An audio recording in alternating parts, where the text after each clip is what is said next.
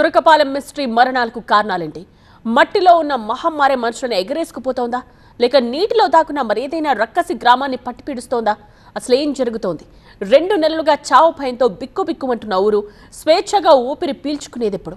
మంచాన పడ్డ మట్టి మనిషి ధైర్యంగా పనికి వెళ్లేదెప్పుడు? అటు సీఎం ఆదేశాలతో రంగంలోకి దిగిన సైంటిస్టులు ఇప్పటిదాకా తేల్చిందేంటి?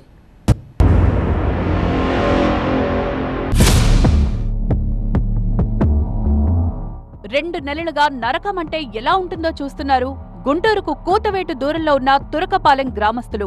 పొలాలకు వెళ్లాలంటే భయం, ఆరు బయట కూర్చోవాలి అన్నా భయం, ఆఖరికి తినాలి అన్నా తాగాలన్నా భయంతో బెంబేలెత్తిపోతున్నారు.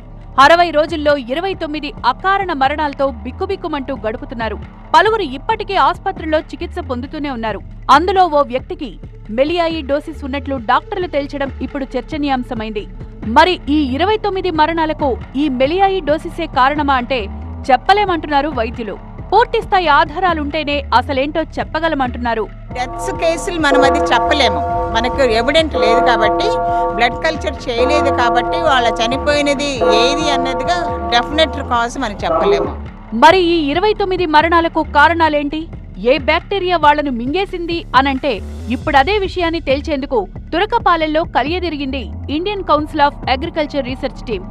మరణాల మిస్టరీని తేల్చేందుకు మట్టి, వాటర్ శాంపిల్స్ ను సేకరించింది. అతి సూక్ష్మంగా ఉండే బ్యాక్టీరియాను సైతం ఇట్టే పట్టేస్తామంటోంది. కాకపోతే కాస్త టైం పడుతుందంటున్నారు ఐసీఏఆర్ శాస్త్రవేత్తలు. టెస్ట్ చేయాలి, లైక్ ఐసోలేషన్ చూడాలి, చూసిన తర్వాతకే చెప్పగలుగుతాం దాంట్లో ఉందా లేదా అనేది. అది కాకుండా మనం ఇంకా నెక్స్ట్ లెవెల్ అయినటువంటి మెటాజెనోమిక్ స్టడీస్ కూడా చేస్తున్నాం. సో సాయిల్ ద్వారా మనకు ఐడెంటిఫై ఉంది. సో అది రిపోర్ట్ వస్తే కానీ మనం చెప్పలేము అది ఉంది, ప్రజెన్స్ ఉంది లేదా అనేది. క్వాంటిటీ కూడా తెలుస్తుంది, డెన్సిటీ వైజ్గా కూడా తెలుస్తుంది మనకు. అండ్ దాన్ని బట్టి మనం వీ కెన్ సజెస్ట్ దాన్ని కంట్రోల్ చేయడానికి ఏ రకమైన బయో కంట్రోల్ ఏజెంట్స్ వాడాలనేది కూడా శ్రీబోయ ద్వారా తెలుస్తుంది. ఇక్కడితో అయిపోలేదు. రేపు ఐసీఎంఆర్ టీం తురకపాలెంలో పర్యటించనుంది.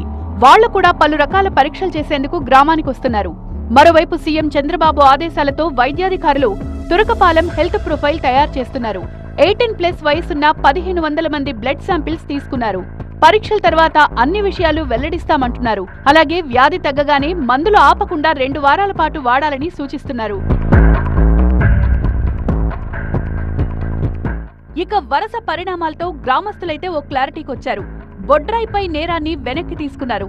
దుష్టశక్తులు కాదంటూ హోమాలు, శాంతి పూజలకు బ్రేక్ వేశారు.